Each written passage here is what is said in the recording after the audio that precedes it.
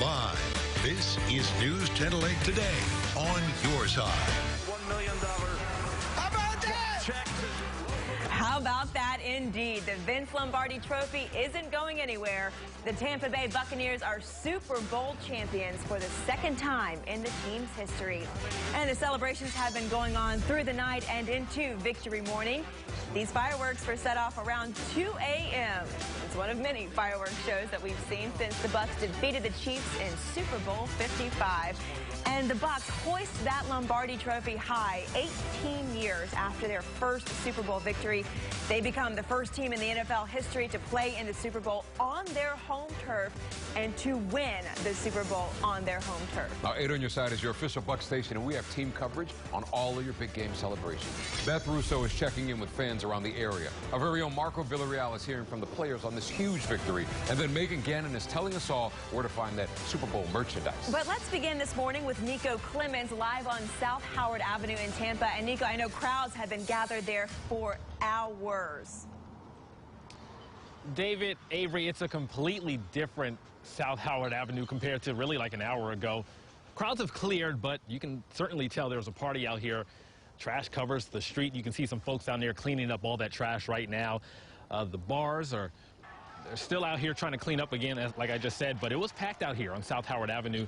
We have some video from last night. People obviously having a good time, but many of them not wearing a mask. The same over in Ybor City as well. We know Mayor Jane Castor signed an executive order a couple of weeks ago requiring people wear face coverings in event zones and entertainment districts even while they're outdoors.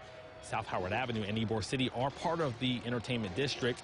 We caught up with the mayor after the Bucs won the Super Bowl. We asked her, how do we move forward celebrating but safely? As I've told everybody, we all know how to avoid COVID-19, and that's by simply wearing a mask.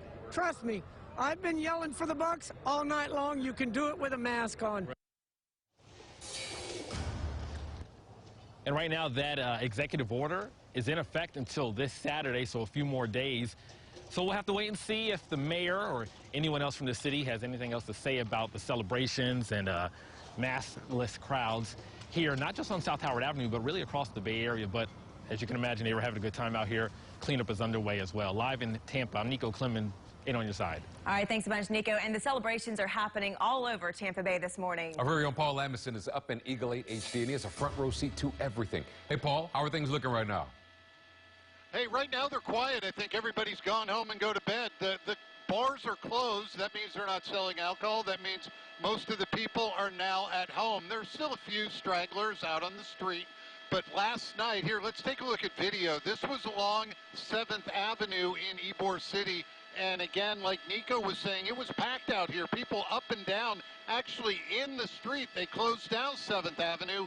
And people were up and down. Also over on Howard, we were down there in Soho, and there were people all out in the street there as well. In fact, law enforcement had to come in on horseback to clear out the street finally at around 2 a.m.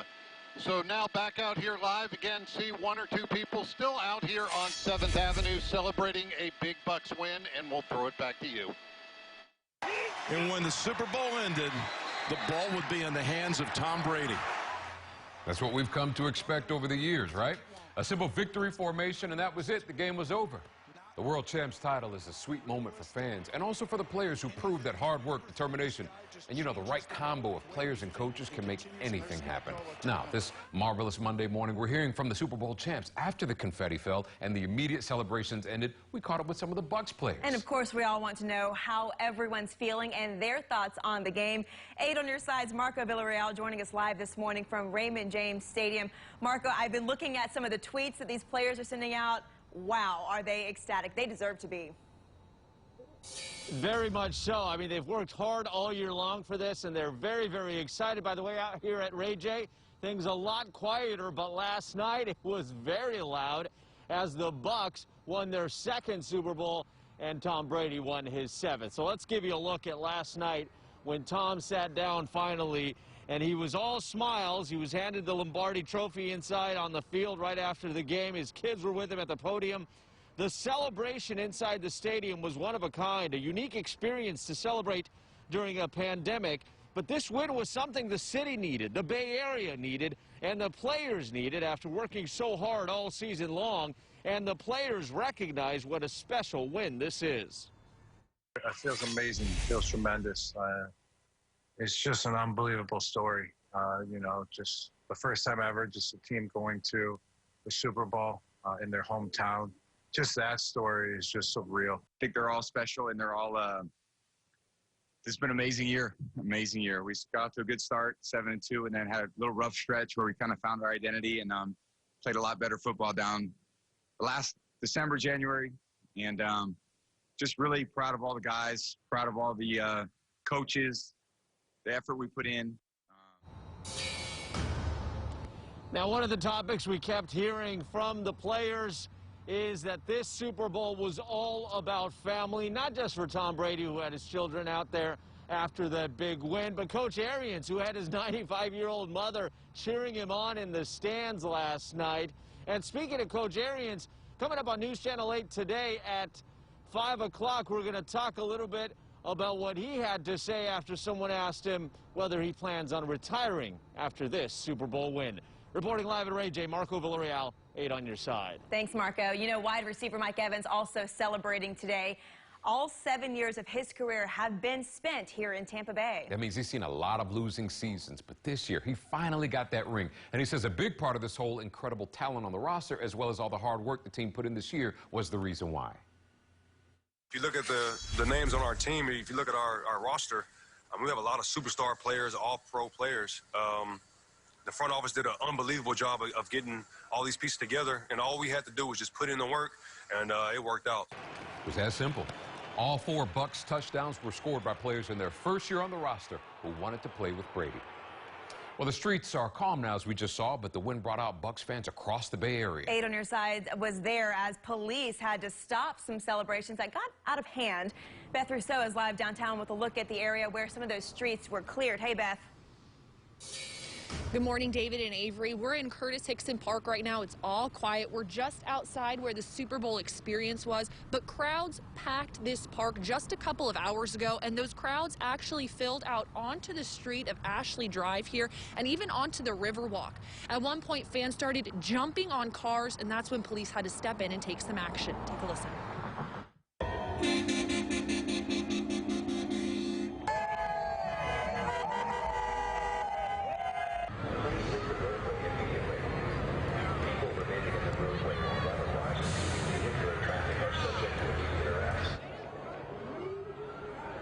And in this recording, you can actually hear police asking fans to disperse the celebrations as they got out of hand. And you can see officers in their SWAT gear just trying to clear out the area. This all started when groups tore down road signs along the Riverwalk and then, as I mentioned, started jumping on cars that were driving through downtown. Police eventually blocked off the Kennedy Street Bridge and then used pepper spray or some sort of tear gas to get everyone to go home. We were able to talk to some football fans who are out here afterwards, and they say this is just not the right way to celebrate a Super Bowl win, especially during a pandemic. Tampa definitely showed up for the Super Bowl. I think a lot of what's gone on down here and on the Riverwalk was maybe not socially distanced or whatnot, but the NFL at their locations certainly took it seriously.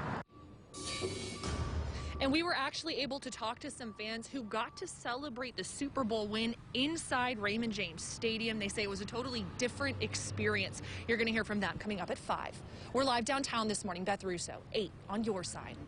Well, Lee, you posted on Facebook yesterday that we are Title Town. Now we certainly are. We certainly are. We are proud of our city. And didn't it look gorgeous yesterday as the sun was setting over Raymond James Stadium? Got cool. Now it's down to 57 degrees in Newport Richey, but we're going to warm up very quickly. We're not going to stay cool for long. We stay in the 50s until about 7 a.m., but I mean, we soar through the 60s, hit 70 by noon, mid-70s in the afternoon, because what's happening is that the cold front that came through and gave us that gorgeous weather yesterday is going to start to lift back to the north. So we'll actually add in a little bit extra humidity, which will lead to maybe a 20% chance at a quick passing shower and then the possibility of fog overnight. So if you're trying to wash your car, you get a yellow light for today and tomorrow because of that extra humidity and some spotty rain. But the warmest and driest day is going to be on Wednesday, so that is your green light for a car wash. Maybe you've already painted all the Buck stuff on your car, so Wednesday is a good time to wash that off. Deanne, how's traffic doing? I know it's crazy out there. Yeah, and as you all heard from Paul, thankfully things are starting to settle down, but I mean, what will we expect, y'all? We just won the Super Bowl. Taking a live look, I-275 right at Ashley Drive. This is prime time downtown Tampa area, and you can see not really tracking any accidents here through downtown, but I can tell you we're still going to continue to monitor things because they can change as folks start to head on home. If you're getting ready to actually leave your house and go to work, because a lot of us do still have to go to work, here's a look at your drive times through the downtown Tampa area. Back to you. Thank you, Dee. The time is 4:40, and the Buck season ended with the Lombardi Trophy and a Super Bowl ring. But it definitely got off to a rocky start. We'll have a look back at their incredible journey. Then we're all about getting that merch. We're going to tell you and show you where you can find the Super Bowl 55 champions merchandise. But let's take it live outside. This is where it all happened. The Bucks defeated the Kansas City Chiefs in Super Bowl 55. Incredible story here. Time's 4:41. You're on News Channel 8 today.